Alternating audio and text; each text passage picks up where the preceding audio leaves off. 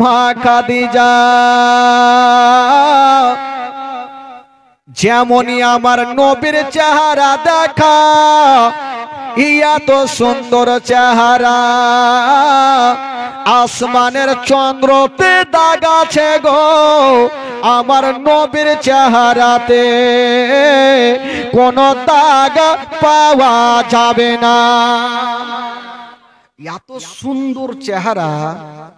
খাদিজাতুল কুবরা দেখে আমার নবীর দিকে আছেন তো নাফিস কি বলে, খাদিজাতুল কুবরাকে আমার নবী বলছেন, খাদিজা দাও তোমার মাল দাও, তোমার মাল নিয়ে আমি ব্যবসা করতে যাব।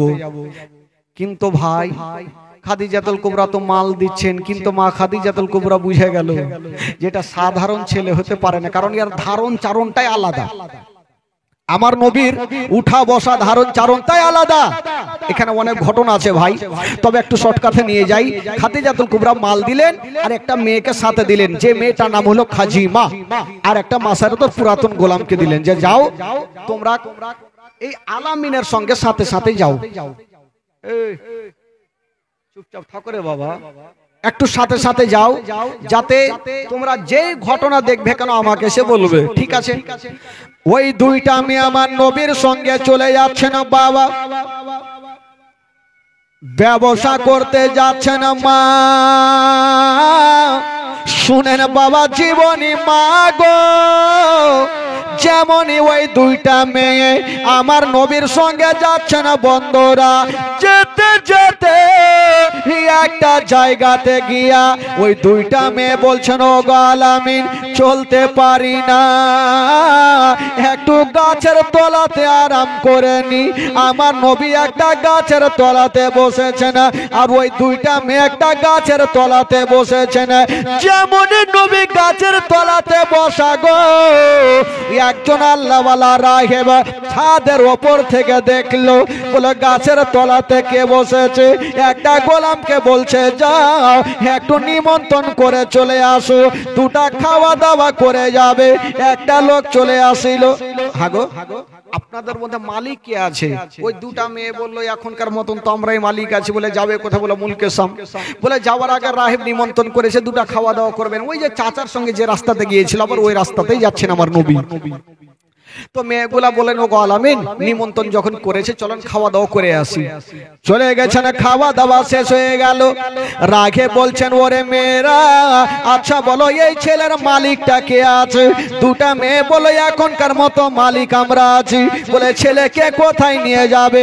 বলে যাব মুলকে শাম। বলে খবরদার যেও না। বলে কে জন্য যেও না, এই ছেলেকে যদি তোমরা নিয়ে যাও তবে জিন্দা ঘুরতে দেবে না। বললো কেন? এই ছেলে কাউরি কাঁচালে পা দেয়নি, এই ছেলে কাউকে গালি দেয়নি, কেন ঘুরতে দেবে না? বললো শোনো এই জন্য দেবে না, এই ছেলেকে যদি তোমরা নিয়ে যাও এই ছেলেটা সাধারণ হতে পারে না, এই ছেলেটা হলো শেষ জামানার নবী। তো দুটা মেয়ে বলছেন, ও গো রাহেব আমরা এত দূর থেকে আসলাম, আমরা জানতে পারলাম না নবী, আর আপনি এখানে বসে বসে কি করে বুঝলেন? রাহেব বলছেন তবে একটু দাঁড়িয়ে যাও। একখানা আলমারি খুলে একখানা কেতাব বার করে নিয়েছেন আর বলছেন, ওরে মেয়েরা এই যে আমাদের ধর্মের কেতাবে লেখা আছে এই ছেলেটা ওই গাছের তলাতে বসেছিল। এই যে ধর্মের কেতাবে লেখা আছে ওই গাছের তলাতে কেউ বসতে পারে না, কোনো পশু পাখি যেতে পারে না, কোন জিনভূত যেতে পারে না। ওই গাছের তলাতে যাবে কে? যিনি হবে শেষ জামানার নবী। ওই গাছের তলাতে নবী ছাড়া কেউ যেতে পারবে না। তবে ওই দুটা মেয়ে ভয় পেয়ে গেল, জানি না খাদিজা আমাদের পাঠিয়েছে আদর যত্ন করে, যদি এই ছেলেকে কিছু হয় উত্তর দিতে পারবো না। আবার কাছের বুসরা শহরে বিক্রি করে আমার নবীকে নিয়ে আবার মক্কার দিকে যাচ্ছেন।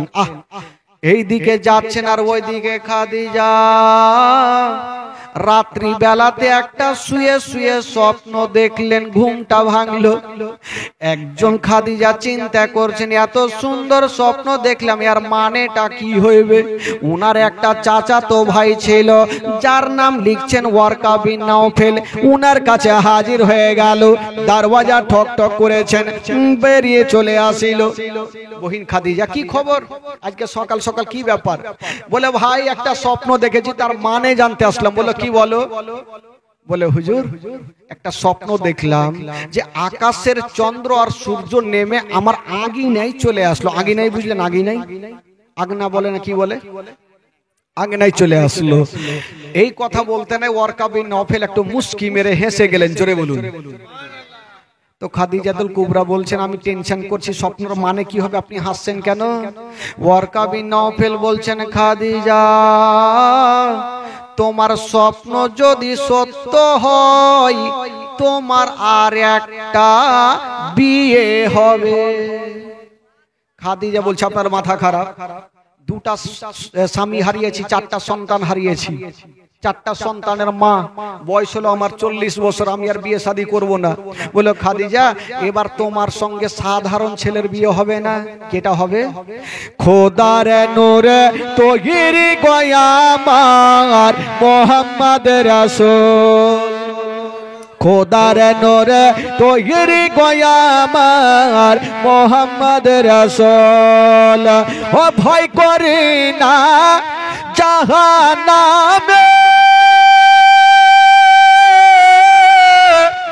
আগুন ডরাই নবীর নামে রে, সে আগুন হবে ফুল। খোদার নূরে তৈরি গো আমার মোহাম্মদ রাসূল, তার কলেমা পড়তে গো মোরা করব না রে ভুল। খাদিজা তোমার সঙ্গে যার বিয়ে হবে সে হবে খোদার নূরে তৈরি। জোরে বলুন সুবহানাল্লাহ। ওই ছেলেরা, তোরা চিল্লাছিস কেন রে বাবা? সে হবে খোদার নূরে তৈরি। তবে খাদিজা আরো কি জানিস? ও যার আদেশে নামাজ পড়ে, তার আদেশে রোজা রাখি গো, রহিব সুখে আদার গোরে, হবে না নেকের সমতল। খোদার নূরে তৈরি গো আমার মোহাম্মদ রাসূল, তার কলেমা পড়তে গো মোরা করব না রে ভুল। তার কলেমা পড়তে গো মোরা করব না রে ভুল। খাদিজা তোমার সঙ্গে যার বিয়ে হবে সেটা সাধারণ নয়, যার সঙ্গে তোমার বিয়ে হবে সেটাই হইল খোদার নূরে তৈরি। খাদিজা বলছেন, বিয়ে তো করতাম না, যদি খোদার নূরে তৈরি হয় তাহলে বিয়ে করলি, ছাড়া যাবে না।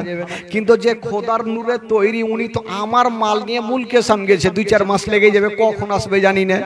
খাদিজার চোখ থেকে ঘুমটা হারিয়ে গেল। বাবা গো, কিন্তু নবী তো মুলকে সাম যায়নি, রাস্তা থেকে ঘুরে আসছেন।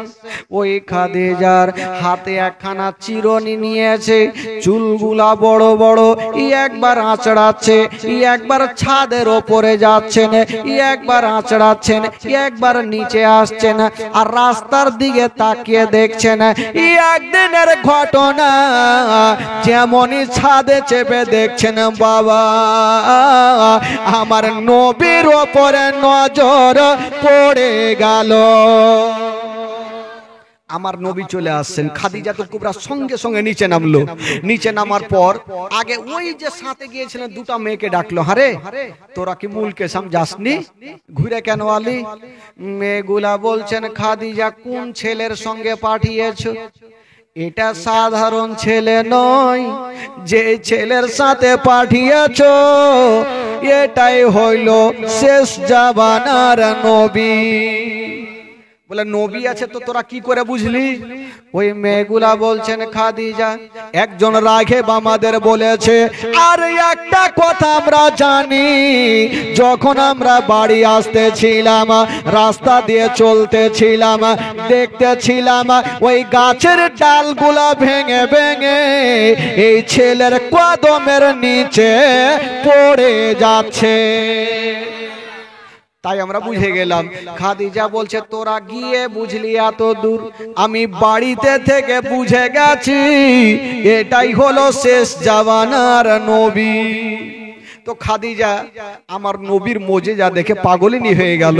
এই জন্য তো কবি লিখেছেন বাবা, আহ দেখে আপনার মোজেজা ভাগবতী মা খাদিজা সঁপে দিল জীবন আর যৌবন।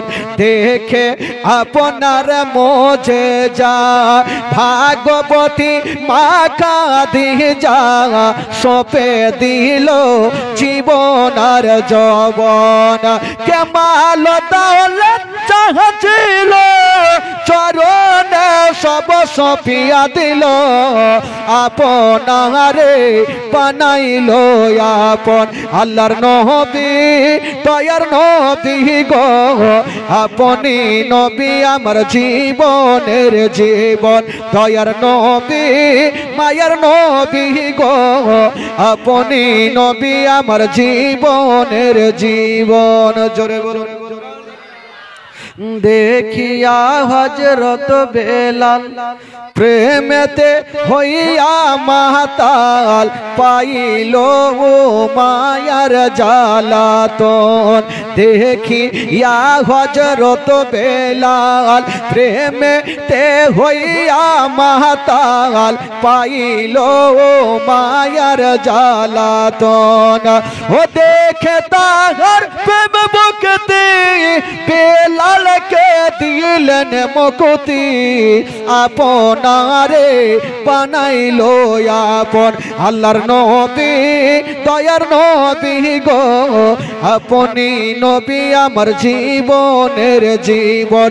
দয়ার নবী মায়ার নবী গো, আপনি নবী আমার জীবনের জীবন। আপনি নবী আমার জীবন সাথী, অন্ধকারে কবরের বাতি, আপনি নবী আমার নির্দুনিয়ার দম। একবার জোরে বলুন সুবহানাল্লাহ। ওই মেয়েটা খাদিজাতুল কুবরা চিন্তা করছেন নবী তো চলে যাবে, বিহার কথাটা বলবো কি করে। তখন খাদিজাতুল কুবরার বয়স কত ছিল ভাই? জোরে বলুন কত ছিল? আর আমার নবীর বয়স কত ছিল? খাদিজাতুল কুবরা 4টা সন্তান হারা, 2টা স্বামী হারা। এবার খাদিজাতুল কুবরার সামনে আমার নবীকে বলছেন খাদিজা এই যে তোমার মাল নিয়ে তোমাকে গোছিয়ে দিলাম, এবার আমাকে বেতন দাও, আমি বাড়ি যাই। খাদিজাতুল কুবরা বলছেন ওগো আলামিন, আপনাকে একটা কথা বলবো। কি বলো? বলছেন ওগো আলামিন একটা কথা বলবো। খাদিজা ভাবছেন আমার বয়স হলো 40 বছর আর নবীর বয়স হলো 25 বছর, এ বিহার প্রস্তাব কেমন করে দিও, কিন্তু না দিলে তো চলবে না। বলছেন আলামিন একটা কথা বলবো, বলতে পারে না, একটা অন্য কথা বলে দিলেন। বলছেন ওগো আলামিন, আপনি যে উটে চেপে গিয়েছিলেন আমার ব্যবসাতে, ওই উটটা অন্যজনকে ব্যবহার করতে দিব না, ওই উটটা আপনাকে এমনিতে আমি পুরস্কার দিয়ে দিলাম। বিহার কথার বলতে পারলেন না। আমার নবী উট নিলেন, টাকা নিলেন, বাড়ি গেলেন। খাদিজার চোখ থেকে ঘুমটা হারিয়ে গেল। ওই মেয়েটাকে ডাকছেন, নাফিসাকে ডাকছেন, নাফিসা তুই আমার একটা কাজ করে দে। ভালো করে জানেন বিয়ে লাগালে তো ঘটক লাগে, ঘটক না কি বলে ওগুলোকে, ঘটক লাগে না? আর যা হইবে হইবে ঘটক ফের সম্মান কতটুকু হয়, ওইদিকে ও লুঙ্গি এদিকে ও লুঙ্গি, ওয়ার ঘি আগে খাতির দাঁড়িয়ে হইবে, পরে জামাই বেটির হইবে তো হইবে। তো খাদিজা এবার ঘটক লাগালো, নাফিসাকে ডাকছে, নাফিসা একটা কাজ করে দে না। বলে কি কাজ? বলে একটু যা বিহার প্রস্তাব একটু আলামিনের সঙ্গে আবু তালেবকে একবার বলে আই, নবীর চাচাকে। নাফিসা বলে আমাকে বেতন দিলেও ভালো, না দিলেও ভালো, তোমার বিহার প্রস্তাব লিয়ে যাব, হয়তো আবু তালেব আমাকে জিন্দা রাখবে না। বলে কেন? বলে কোথায় তোমার 40 বছর আর নবীর বয়স কোথায় 25 বছর, তোমার বিহার প্রস্তাব নিয়ে যে নিজের জান কি হারাবো নাকি? ভুল করেও যাবো না। তো নাফিসা খাদিজা বললো এক কাজ কর, যদি এ বিয়ে লাগিয়ে দিতে পারিস তোকে আমি আজাদ করে দিব। জোরে বলুন সুবহানাল্লাহ। তো নাফিসা ভাবলো একবার না হলে চক্কর মেরেই দেখি, যাই। গেল বিহার প্রস্তাব দিতে আবু তালেবের কাছে। আবু তালেবের সামনে গিয়ে দাঁড়িয়ে গেছেন, গিয়ে কি বলছে জানেন? বলছেন হুজুর আপনাকে একটা কথা বলবো। আবু তালেব বলছেন নাফিসা কি কথা বলবে বলো? আবার বলছে হুজুর আপনাকে একটা কথা বলবো। আরে কি বলবে বলো তাড়াতাড়ি। আবার বলছে হুজুর আপনাকে একটা কথা বলবো। বুকটা ফুটে কিন্তু মুখটা ফুটে না। নাফিসা চিন্তা করছে 40 বছরের খাদিজা আর 25 বছরের ছেলে, ইয়ং ছেলের সাথে বিয়ের কথা বলবো, আবু তালেব যদি রেগে যায় তাহলে তো মুশকিল হয়ে যাবে। নাফিসাকে বলছে আর কেন তাড়াতাড়ি দেরি করো না, তাড়াতাড়ি বলো। নাফিসা একবার পিছনে ঘুরে দেখছে কোনো গুলখি আছে কিনা। গুলখি বুঝলেন? গুলখি কি বলে আপনাদের? গাল্লি। গাল্লি মানে গাল্লি দেখছে, যদি রেগে যায় তাহলে গাল্লি দিয়ে ভেগে যাবো। সুবহানাল্লাহ মাশাআল্লাহ। এবার তো ভাগবে। দেখেন বিয়ের প্রস্তাব দিচ্ছে আমার নবী, রাজ কি বলে আবু তালেব মারবে না কি করবে? মারাত্মক ঘটনা বলবো ভাই। আবু তালেব বলছেন নাফিসা বলো তুমি কি বলতে চাও। নাফিসা পিছনে ঘুরে দেখছে, বিহার কথা বলবো, আবু তালেব যদি রেগে যায় তবে গালি দিয়া ভেগে যাব। বইলেই দি আবু তালেব বলছে নাফিসা,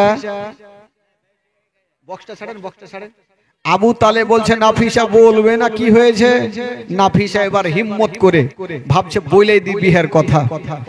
নাফিসা বলছেন ইয়া রাসূলুল্লাহ, ইয়া হাবিবাল্লাহ, নবী গো আমি আপনার কাছে এসেছি ওই খাদিজার সঙ্গে আপনার ভাতিজার বিয়ের প্রস্তাব নিয়া। যেমন কথা বলতে নাই আবু তালেব মাথায় হাত দিয়েছে।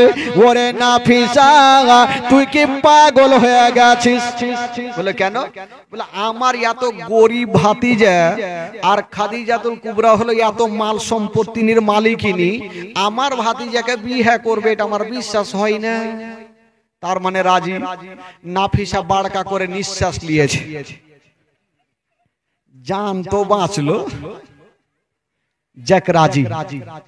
আবু তালেব বলছে নাফিসা তুমি বিয়ের প্রস্তাব দিয়েছো, তবে আমি একবার দেখি আমার আরো লোকজন আছে, ভাইরা আছে, জিজ্ঞাসা করে দেখি।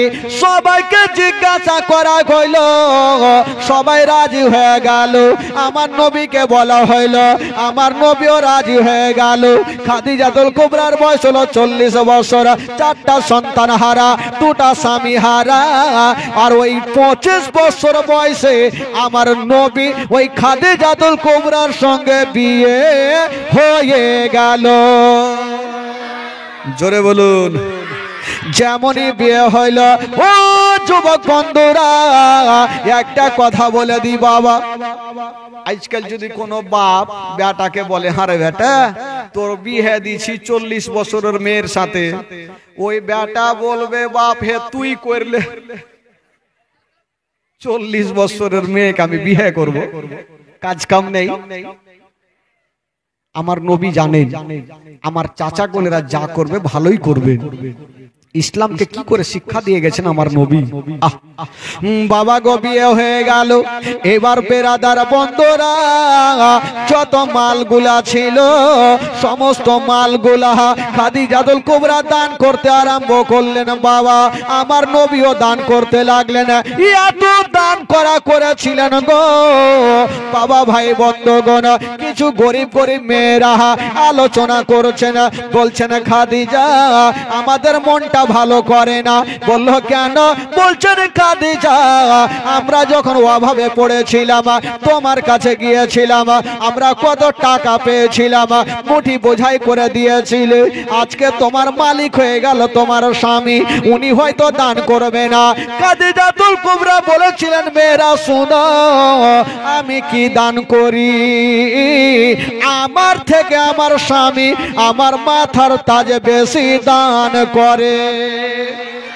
বাবা গো এত দান করেছেন বাবা, বাড়ির সমস্ত শেষ করে দিয়েছেন মাল সম্পত্তি। একদিন আমার নবী খাদিজাকে ডাকলেন, ও বিবি খাদিজা আচ্ছা বলো বাড়িতে কোনো খাবার আছে? ওই ছেলেরা দাঁড়াও ভাই, বাড়িতে কোনো খাবার আছে? খাদিজাতুল কুবরা বলছেন ইয়া রাসূলুল্লাহ কোনো খাবার নেই। আপনি এত দান করেছেন বাড়িতে আর কোনো খাবার নাই। আমার নবী বলছেন খাদিজা আছে তাও আলহামদুলিল্লাহ, না আছে তাও আলহামদুলিল্লাহ। এই কথা বলে দিয়া আমার নবী বাড়ি থেকে বেরিয়ে গেল পাহাড়ের গুহাতে আল্লাহর ইবাদত করছেন বাবা। আর এইদিকে খাদিজার মনটা ভালো করে না। আমার স্বামী আমার কাছে খাবার চাইলো, আমার মাথার তাজা আমার কাছে খাবার চাইলো, আমি খাবার দিতে পারলাম না। ওই খাদিজার বাড়িতে মনটা টিকে না বাবা গো। বাড়ি থেকে বেরিয়ে গেল, একটা বিশাল বড় জঙ্গলে পৌঁছে গেছেন খাদিজা। একটা গাছে দেখলো একটা ফল দেখা যায়। মা খাদিজাতুল কুবরা যেমনই ফলটা পাড়তে গিয়েছেন বাবা, ফলটা ধরে টান দিয়েছে, ফলটা হাতে চলে আসিল, কিন্তু নরম হাতখানা একটু কাঁটাতে আঁচড়ে গেল, হাত দিয়ে রক্ত বয়ে গেল। তবুও স্বামীকে এতটা ভালোবাসে বাবা, স্বামীর কথা মনে পড়ে গেল, কষ্টকে কষ্ট মনে করলেন না বাবা গো। যেই ফলটা হাতে এসেছিল সুন্দর করে কেটে আমার নবীর কাছে হাজির হয়ে গেল। বলছেন ইয়া রাসূলুল্লাহ ইয়া হাবিবাল্লাহ নবী গো, ও গো আমার মাথার তাজ, এই যে আপনার জন্য ফলটা নিয়ে এসেছি। আমার নবী মুস্তাফা যেমনই ফলটা নিতে যাবেন বাবা, দেখছেন খাদিজাতুল কুবরার হাত দিয়া ঝরঝর করে রক্ত ঝরতেছে। বলছেন খাদিজা আচ্ছা বলো তোমার হাত দিয়ে কেন রক্ত ঝরে? বলছেন ইয়া রাসূলুল্লাহ আপনার জন্য ফলটা পাড়তে গিয়া আমার হাতে কাঁটা লেগে গেছে।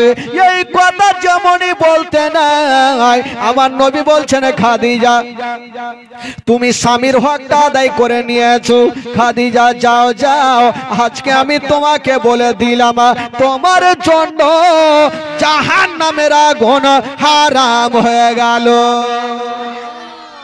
খাদিজা যাও, তোমার জন্য জাহান্নামের আগুন হারাম হয়ে গেল। তো আমার নবী খাদিজাতুল কুবরাকে কতটা ভালোবেসেছেন ভাই, আর মা খাদিজাতুল কুবরাও আমার নবীকে কতটা ভালোবেসেছেন বাবা গো। মা খাদিজাতুল কুবরা যখন নবী বাড়িতে থাকতেন না, তো খাদিজাতুল কুবরা বিছানাতে ঘুমাতেন না। কি করতেন জানেন? গেটে হিলানা লাগিয়ে দাঁড়িয়ে থাকতেন। কেন দাঁড়িয়ে থাকতেন?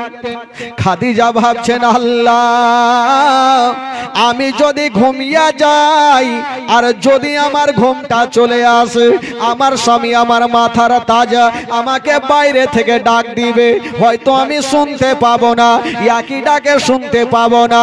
আর শুনতে যদি না পাই তবে বেয়াদব হবে, আমার স্বামী কষ্ট পাবে, আমার স্বামী দুঃখ পাবে।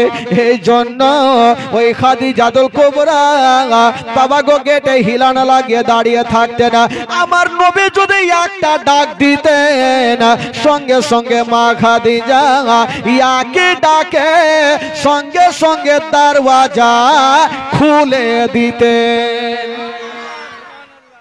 আজকাল মা বহিনেরা করে স্বামী যদি 10 হাঁক মারে, যদিও চোখ খুলে যায়, উঠবো না। তুই রাত 12টায় কুণ্ঠে গেছিলি কহা। হ্যাঁ, আর স্বামী স্ত্রীতে ঝগড়া লেগে যায়, তাহলে দেখেছেন ঝগড়া ভাই, মারাত্মক ঝগড়া। কারণ একটা মানে সারাবি। আচ্ছা, এই যে যত ভাইজন বসে আছেন, যারা যারা সারাব পান করেন একটু হাত তুলে দেখান তো ভাই। এ পাগলা না মাত্র কি বুঝলি? আচ্ছা, সারাব বুঝলেন তো ভাই, সারাব বুঝলেন কি বলছে ওটাকে? বোতাল, বোতাল। আচ্ছা, যারা খাই নিশা খায় একটু হাত তুলে দেখান না। খাইলেও কি আর হাত তুলে? तेल लोग जाने है को कहा,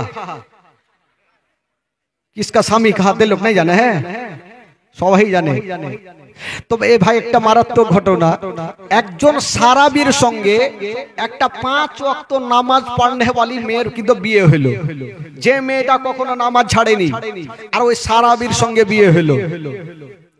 রাত্রিবেলা ঠিক নতুন বউ বাড়িতে এসেছেন, আর এই রহিমের বাপ রাত্রি 12টায় ফুল পেট খাইয়ে একদম এসে দরওয়াজা মারছে, রহিমের মা দরওয়াজা খুল, না হলে ভেঙে দেবো। ই বিবি বুঝে গেল আজকে যদি দরওয়াজা খুলে দি তবে পিঠে লাদ না পড়বে, খুলবো না। বলছে স্বামী গো খুলবো না। বলে কেন? বলে সকালে মড়ল সর্দারকে ডাকবো, বিচার করব, রাত 12টায় কুণ্ঠে গিয়েছিলেন, বিচার হবে, তারপরে দরওয়াজা খুলবো। তো রহিমের বাপ বলছে, হারে বিবি, এই কষ্ট করব, কষ্ট তোমার কি ভালো লাগছে? না খুলো, না হলে আমার জান চলে যাবে। বলে মরে যাও, খুলবো না। তো বারবার করে যখন বলতে লাগলো খুলো খুলো, তো হাজার হলো। বিবি 5 ওয়াক্ত নামাজ পড়নে वाली দিলে ময়ে চলে আসলো। বলে ঠিক আছে, দরওয়াজা খুলে দিল। দরওয়াজা যেমনই খুলেছে, বিবিকে এক লাত মেরে বাইরে চালিয়ে দিলে, আর ভিতর থেকে গেট বন্ধ। বিবি বলছে স্বামী গো দরওয়াজা খুলো। বলে তুই রাত 12টায় কুণ্ঠে গেছিলি কহা। এটা উল্টা চাপ। ছেলেরা যদি রাত 12টায় 2টায় 3টায় 4টায় বাহিরে থাকে, কোনো যায় আসেন, একটা মেয়ে মানুষ থাকলে অনেক সমস্যা হবে। তো বিবি কাঁদতে লাগলো, স্বামী গো দরওয়াজা খুলো। বলে খুলবো না, তুই রাত 12টায় কুণ্ঠে গেছিলি, আগে বিচার করব, মড়ল ডাকবো, তারপরে খুলবো। বিবি একটু চালাক ছিল তো, বিবি বলছে স্বামী গো খুলো, নাহলে পার্শ্বে কুয়া আছে, পড়ে জান দিয়ে দেবো। বলে তুই মরে যাকে, তো খুলবো না। বিবি একটা বড় পাথর নিয়ে আর ধাপাং করে কুয়াতে ফেলে দিলে, আর গেটের পাশে লুকিয়ে আছে। এই রহিমের ভাব ভাবলো, ই পাগলি মরে গেল নাকি রে। চারাকটা জ্বালিয়ে যেমনই দরওয়াজা খুলে কুয়ার পাশে ঘুরে, বিবিকে দেখা যায় না। তো ভাবলো মরে গেল, মরে গেল, সকালে বলবো পড়ে গেছে, আমি কি করব। ই যেমনই চারাকটা বন্ধ করে দরওয়াজা ঠেলছে, দেখছে ভিতর থেকে লক করা। বলছে কে আছে? বলে আমি আছি রবিন সাহেব, তোর জ্বর বৈশা আছে। বলে মা তুই মরিস নি? বলে তোর লেগেই বাইচা আছি। তো বলতে লাগলো, বিবিরে যা করেছি ভুল করেছি, দরওয়াজা খুল। বলে আর খুলি? একবার ফেঁসেছি, আর খুলবো না। স্বামী বারবার করে বলতে লাগলো, হাজার হলে নামাজ পড়নে वाली মা দিলে ময়ে চলে আসলো। বলে স্বামী গো দরওয়াজা খুলতে পারি, তবে আপনাকে একটা কসম খেতে হবে। বললো কি বলো? বলো স্বামী গো দরওয়াজা খুলতে পারি যদি আপনি কালকে থেকে 5 ওয়াক্ত নামাজ পড়েন। জোরে বলুন সুবহানাল্লাহ। দরওয়াজা খুলতে পারি যদি আপনি কালকে থেকে সারা পান করা ছেড়ে দেন। দরওয়াজা খুলতে পারি কালকে থেকে আপনি সাচ্চা পাক্কা একজন আল্লাহওয়ালা হয়ে যান। ওই লোকটা খোদার কসম বিবির কথা শুনে যতদিন পর্যন্ত বেঁচে ছিল পাক্কা সাচ্চা নামাজি হয়েছিল। জোরে বলুন।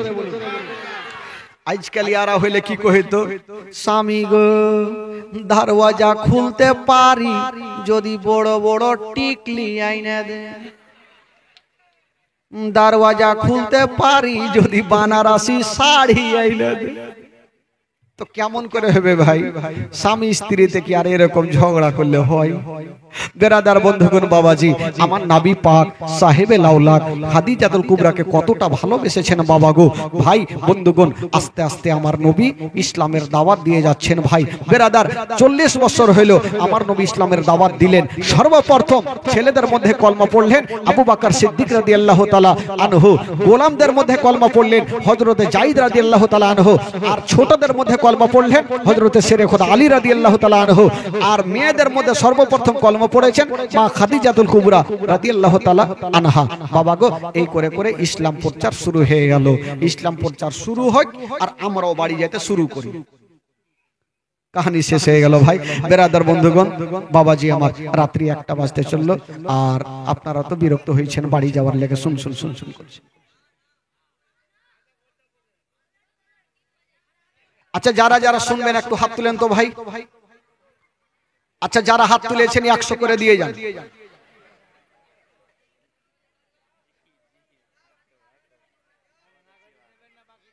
এমনি শোনাবো, পেট্রোল না পড়লে গাড়ি কি করে চলবে? দেখি 100 টাকা কে নিয়ে আসে আগে। আমি জানবো ওই লোকটা শোনার একটু ইচ্ছা আছে। দেখি কে উঠে। উঠেন চট করে, দেরি করিয়েন না। 100টা টাকা লাগবে বলেছি, হাত তুলেছেন নবীর মাহফিলে, টাকা লাগবে। দিবে না? 5000?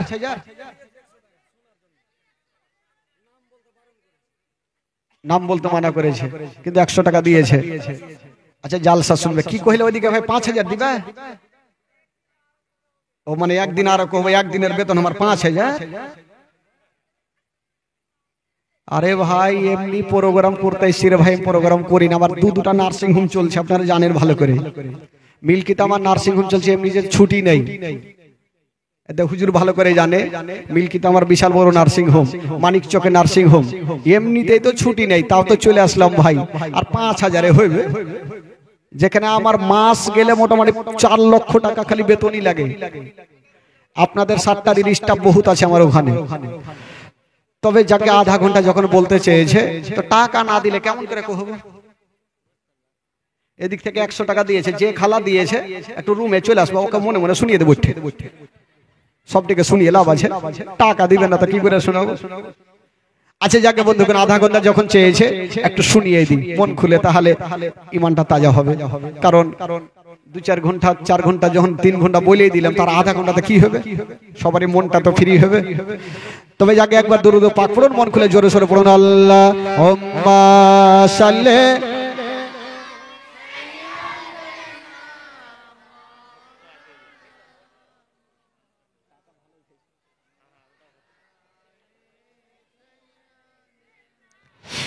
আলা সাইয়্যিদিনা। একবার মোহব্বতে বলুন তো সুবহানাল্লাহ। 2 হাত তুলে বলুন সুবহানাল্লাহ। জোরে বলুন ইয়া রাসূলুল্লাহ। আপনাদের ঘুম লাগে না আজকে নাকি? ভাবছি সব বাড়ি চলে যাবে লাগছে। তেল লোক ঘর যা। নারগিস 1000।